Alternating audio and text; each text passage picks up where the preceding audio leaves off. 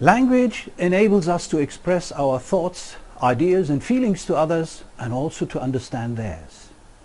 Linguistics is the scientific study of this rich and varied human ability. It seeks, among others, to answer a number of fundamental questions.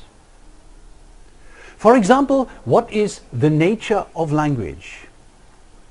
And then, of course, in this e-lecture, what is linguistics?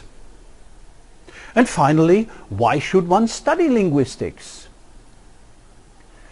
In this introductory e-lecture, we first define the term language and then discuss the major branches of linguistics. Since in most cases linguistics is a new subject to students, a number of aspects in favor of studying linguistics will also be included.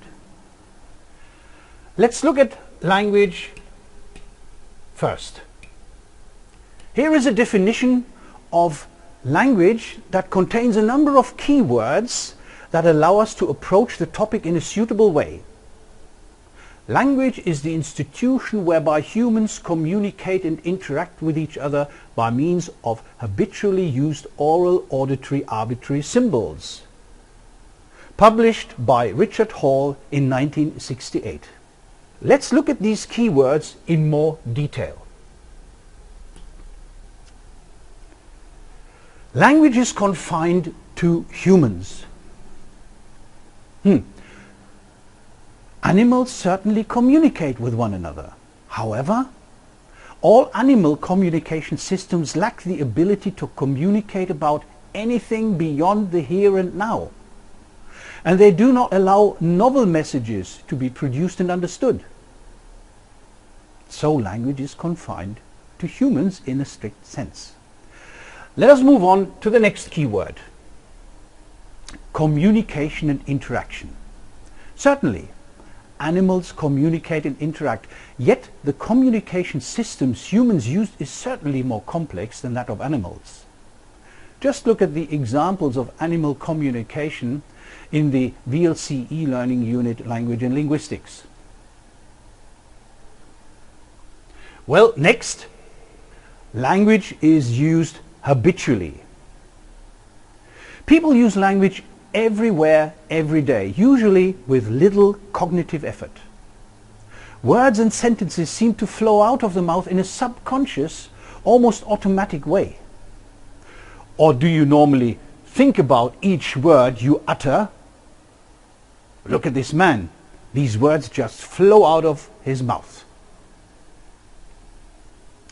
Furthermore, language is used oral auditorily. The oral auditory channel, that is communication via the mouth and the ear, is the most important mode of human communication, and English has reserved a special label for it, namely speech. Finally, language makes use of arbitrary symbols. There is no obvious relationship between the linguistic sign, that is the word or the sound shape, and the object in the real world. So here we have the object table. Now, why is it table in English, Tisch in German, something else in Chinese, Stol in Russian? There is certainly no direct relationship between the linguistic symbol, the word, and the real life object. Let us now see how linguists study language. Now, first of all, linguistics is the scientific study of language.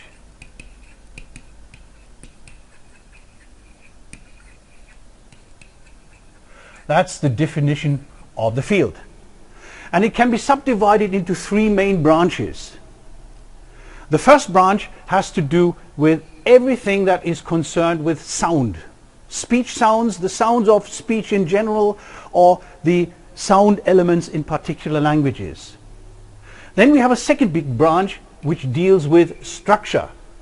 This could be the structure of words, the structure of sentences, and something in between, the structure of phrases, for example. And finally, we have to look at the meaning of what is being said, the meaning of words, the meaning of sentences, and the meaning of even longer stretches of speech, such as utterances and conversation. Let us look at the branches in more detail. Now, the branch of sound has two sub-branches, namely phonetics and phonology. Phonetics studies human speech sounds in general from various angles. For example, these two sounds here, which are represented in these angular brackets, the first one would be something like this one, and the second one, so produced once, and or in a vocalic environment, a and a. Now the question is, are these real speech sounds? Are they used in any language? How are they produced? How are they perceived? How can they be analyzed acoustically? These are some goals of phonetics, the study of human speech. Now we can also ask the question about the principles governing the sound systems of particular languages, and this branch is referred to as phonology. For example, we could ask the question, is something like this in English, here is the English flag, is something like big a possible word in English? Well, we all know it is not, and obviously here are some principles at work that we have to define. By contrast, this word here, frisch, so this one is out, but frisch by contrast could well be an English word, however it doesn't exist. In many languages, words are not indivisible but are composed of smaller units. So here we have the word nationalization, and you know it consists of at least 4 parts. Now the field that deals with phenomena of this kind is referred to as morphology. It seeks to define how words are built from these smaller units and what are the component parts of words such as these. Syntax, the next branch, is the study of sentence structure. For many linguists, this is the core area of linguistics, leading to most fundamental insights about natural language. For example, one could ask the question, is the sentence "colorless green ideas sleep furiously" a sentence that has been used quite often in linguistics? Is this sentence grammatical or not?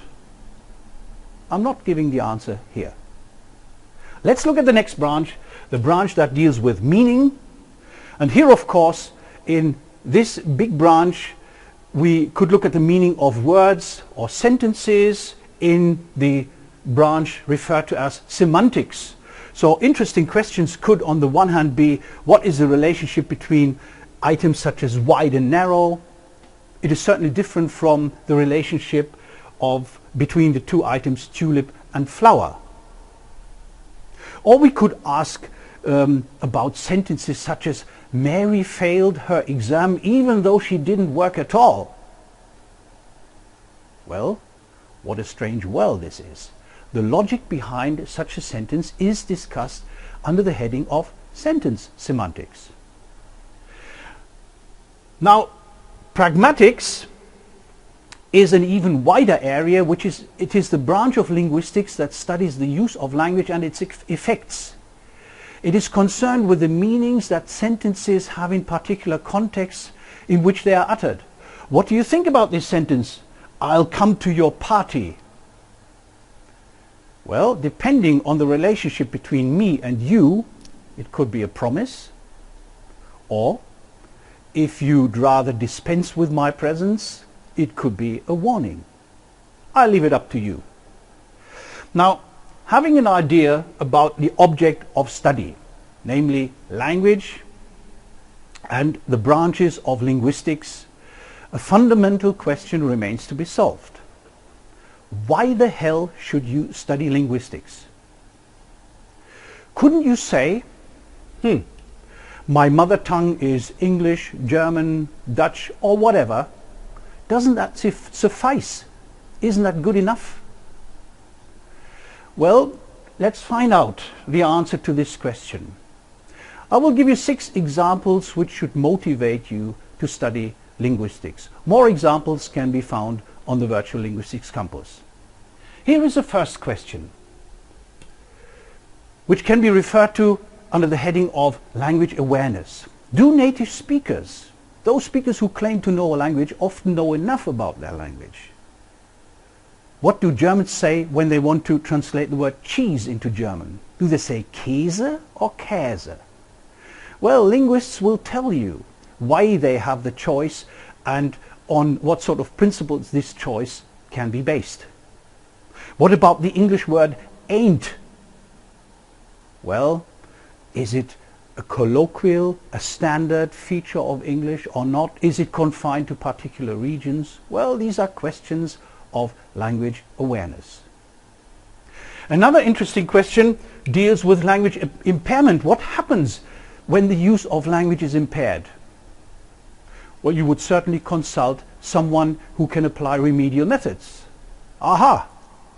A linguist, a speech therapist with a profound linguistic background. So here linguistics comes into action. And then if you look at computers, for example. Now, why can't computers use language as we do? They work really well. Machine translation programs, speech analysis programs, and so on. Nevertheless, they haven't yet reached the standard of human language capability. And this is probably due to the fact that they work differently as compared with the human brain, and maybe they do not know enough about language. They can store a lot, they can do a lot, but they do not really understand what is being said. Linguistic research may help out here. And what about children? How do children manage to learn a language so easily? Do they perhaps imitate their parents? That would not be very good, because parents and near relatives often use a sort of special baby talk. They round their lips when they start to speak, for example. Still, children acquire their native tongue. Well, language acquisition is an important linguistic subfield that seeks to find out the main principles of this process. And, believe it or not, linguistics is really important when it comes to the analysis of literature. Shakespeare, for example, used a type of English which is completely different from ours today. Well, when did he live? 1564 to 1618. Wasn't the English different then? Yes, of course it was. And there were so many elements in English that can hardly be understood today. Linguists tell you which ones. Well, and finally, language teaching. Is linguistics important for the teaching of a foreign language? Oh, yes, it is. In order to teach a language properly, you should not only know the language, but you should also know its structure. You should know about a language. It is just like with a clinical surgeon. Medicals must have a precise idea about the structure of the human body, just like teachers should know the structure of the language they teach. Linguistics and linguists will tell them. Are you convinced now? I hope you are. Well, over and above all these aspects, I think linguistics is simply a fascinating and interesting scientific discipline. Join us on the Virtual Linguistics Campus, become a member of the VLC community, and enjoy the fascination of language study. Thank you.